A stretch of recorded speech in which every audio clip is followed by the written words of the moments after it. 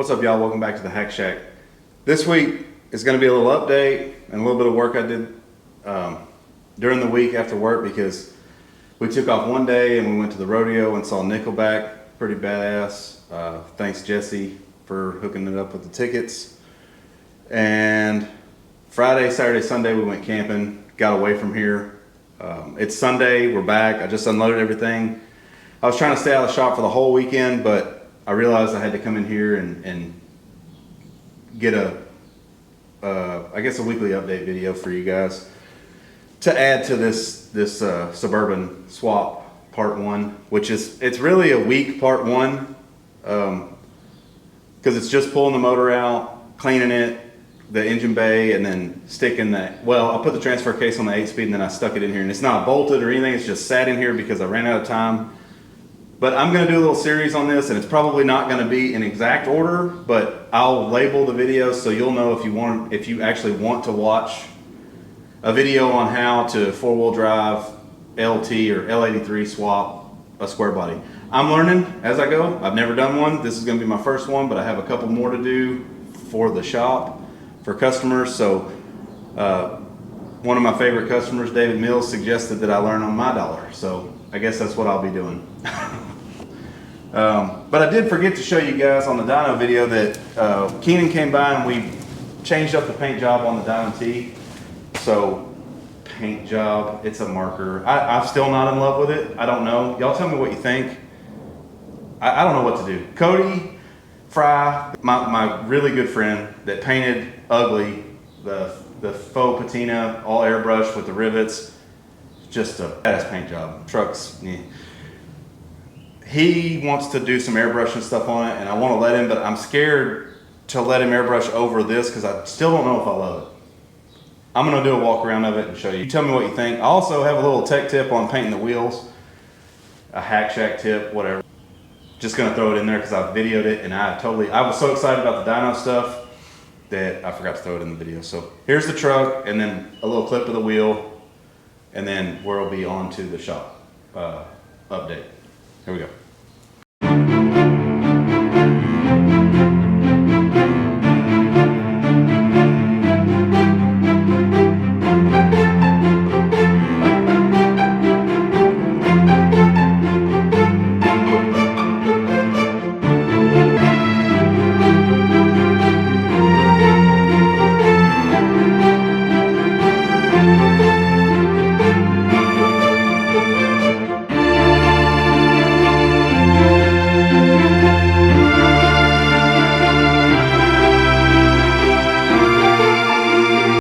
All right, another Hack Shack tech tip. I'm sure most of y'all already know this trick, but I go to Walgreens and I buy the cheapest playing cards, which these are, I don't know, some kind of Disney princess crap, but they were 50 cents. Tuck them in behind the wheel, and it keeps the paint off the tires. This works especially well if you're painting with black. If you're painting with white, probably want to put some tire shine or something on the tire so the overspray doesn't really show up. But that's it. You just tuck them in and then overlap them about ½ an inch. It's not new. I've been doing this for, I don't know, 10 plus years. I'm sure somebody on TikTok has pretended like they invented this trick, but I didn't even invent it. Somebody showed it to me. Hell, I don't even remember who showed it to me, but a long time ago. So anyways, there you go. Okay. On to the weekly update. It was about 3.5 days was my week this week, and it was all focused on the Dodge. The other trucks in the back, Clint, Tyler, and Victor's car, sorry, this truck has been here the longest. It's been on the list the longest. I've got to get it ready for paint. I'm going to start working on those pretty quick, but we're trying to get some big parts off to paint and chrome. That way everybody's working on it, because we don't want to be building this truck for 2 years, obviously. So I got his new taillights in. he bought these. They're Maximas. The outer ring is a reverse light. They're not screwed in yet. I still got to drill that, but I got them fitted. I had to cut the original tail light out, make a smaller or a larger ring, and then I made a plate that mounts them. I did all that. So, and they fit like perfection. So, on the other side, I still got to work on this a little bit at the top. I had to have some clearance because this side opens for the filler. And I haven't made a pull on it, a little pull handle yet. I'm trying to figure out how I'm going to do that, but opens up. It's got a little self-closing cabinet latch, I guess you'd call it. Fillers in there. Wires are going to be tucked up here, totally out of the way of the fuel. They'll never meet, so don't worry. Which they did it for years in factory cars, but don't worry, don't freak out. It's all going to be, and then this will all be in heat shrink, so it'll never. There's never any risk in there. But had to do the same thing, make a ring, had to make a ring on here, make the mounting plate, attach all that. This ring has another piece attached to it for that to bolt to, and then I had to make a seating ring. The coolest thing about this hinge is it is a slow close. So, well, let me get a better angle of that so you can see. So if you close it, it real slowly closes all the way. So there's no slamming shut or anything. Super cool.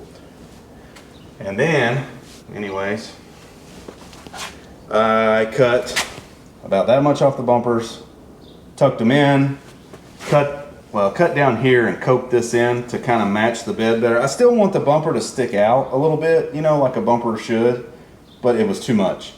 Did all that, tucked the bumper way in, and then shaved all the bolts. Well, they're right here, here. You can still see where they were, but they're gonna fill that when they re-chrome. And I believe we're doing all that in black chrome. So that's what I got done on this in 3.5 days. Seems like a long time, but it was a ton of work. Having to redo all that, basically rebuild the bumper. The brackets are all modified and welded to the bumper. I mean, it was a ton of work, and it's gonna make a killer truck because of it, I think. So, also, oh wait, hold on, let me show you. I also got some of these Amazon lights. I don't know if I showed y'all these. Probably put these up next week and do a little video on them. They're 8 foot, it's 10 pack. It was like 140 bucks. So the grid light is cool, but it was almost $400. That was less than half. It's 10 lights. That thing's cool. Those are practical. So that's what's going up there above where the Dodge is sitting right now. Maybe next week, hopefully. So back to Wayne gave me a little trailer to use. I'm gonna walk back here and I guess I'll talk while I'm walking. Wayne gave me a little trailer to use for drag and drive, so that's gonna be another series of videos, I think, how I'm gonna rig this thing up, because it's a cool little trailer, but I've got my ideas of how I want to do it. So it's still loaded on the trailer. I went and picked it up Friday morning before we went camping and left it on the trailer. So here it is. It's the box is 4x4. I guess that's about 2 feet tall, and then the lid opens. It's got freaking American Racing hopsters on it. How cool is that? Like, perfect for a drag and drive trailer. But it doesn't have much of a frame. I want to build a frame that ties into the front hanger because I don't want to raise it any. It needs to be low to be cool. So I'll build a frame that ties into that with like 2-inch square tubing probably.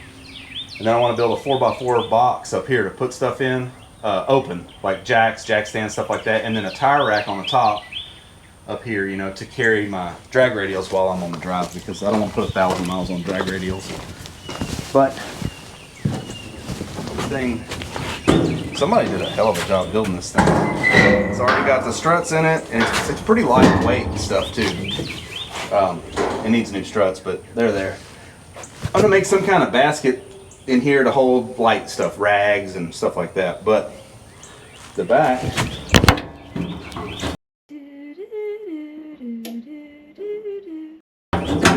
needs oil, obviously. But the back opens kind of like an enclosed trailer. And I think I want to make this door swing so I can hang stuff on it, screwdrivers, wrenches, whatever. But pretty cool little trailer. And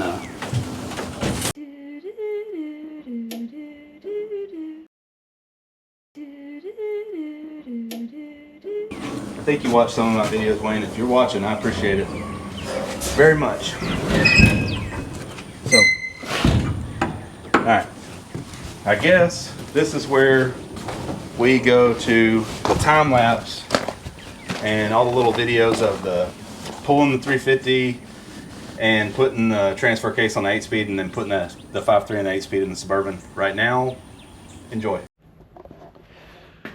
All right, gonna pull the motor and transmission transfer case out of the Suburban. I got it running now. I know the motor's good, so I'm gonna rip it all out, and I guess the dog's gonna help me. And then I'll take the motor back to Hope.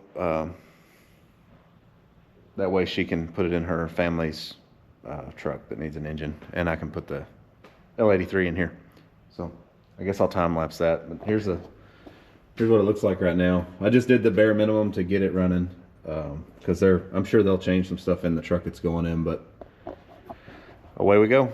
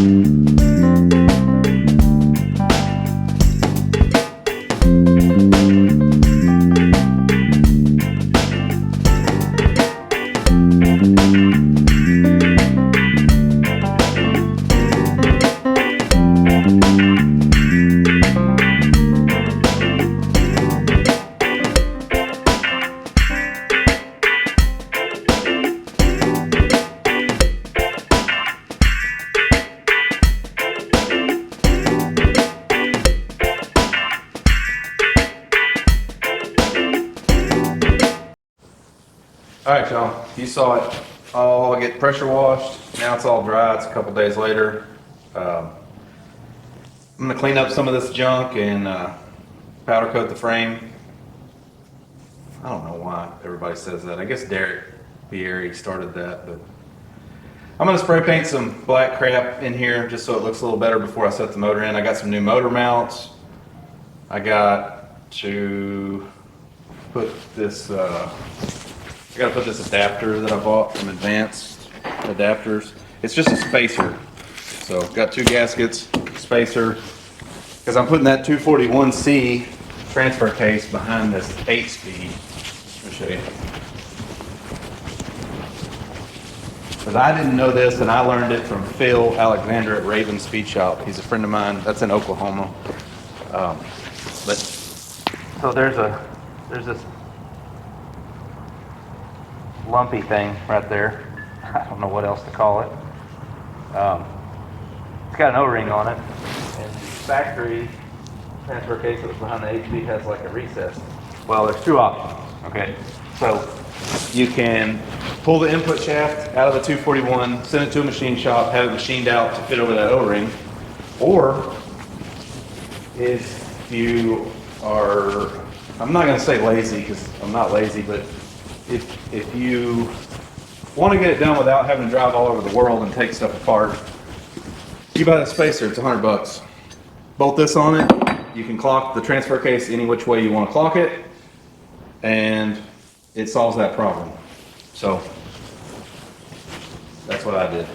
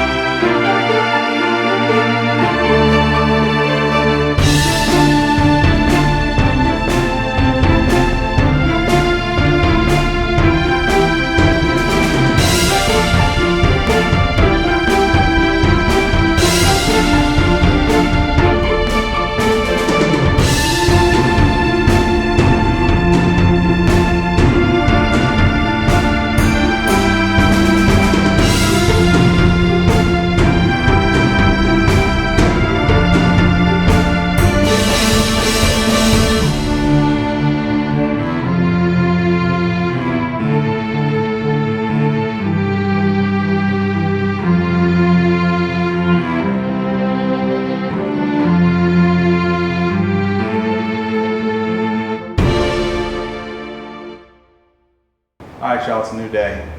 So, you saw me pull the motor out, you saw me paint the frame. I tried to change the motor mounts and O'Reilly screwed me on those. So they sent me the right ones, but the frame's all cleaned up. It's not, this ain't no show car, this is just gonna be a beat around shop truck. But they sent me the right motor mounts, they're in. As a part number 2292. What they had sent me was 2261, completely wrong. So I guess I'm gonna pull this LT L83 motor in here and get the harness off of it and stuff so I can slide her in the truck.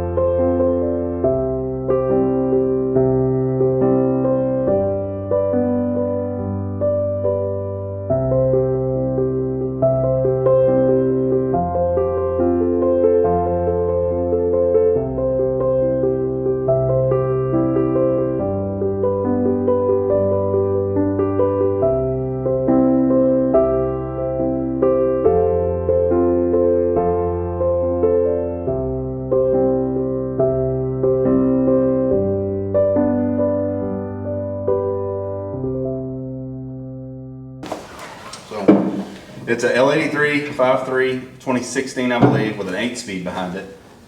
And it is just sitting there. I still haven't done anything with this vacuum pump power steering situation.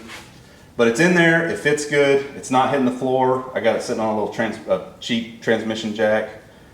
So it's gonna work. I'm gonna try to make stock manifolds work. I'm on a budget on this thing. I spent all my money on that dude.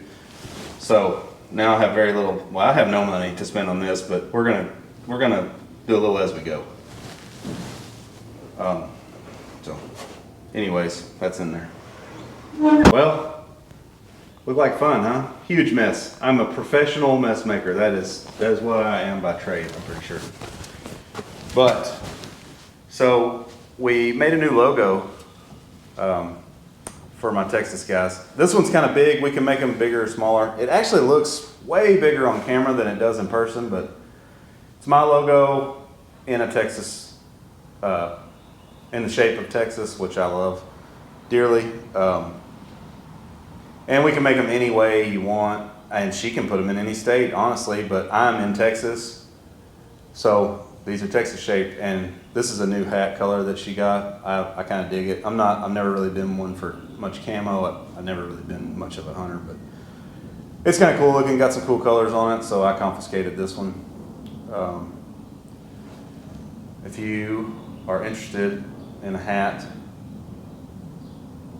message me on Facebook, Harvey's Hack Shack, Instagram, Harvey's Hack Shack, or Harvey's Craft Shack on Facebook or Instagram. We can get you set up.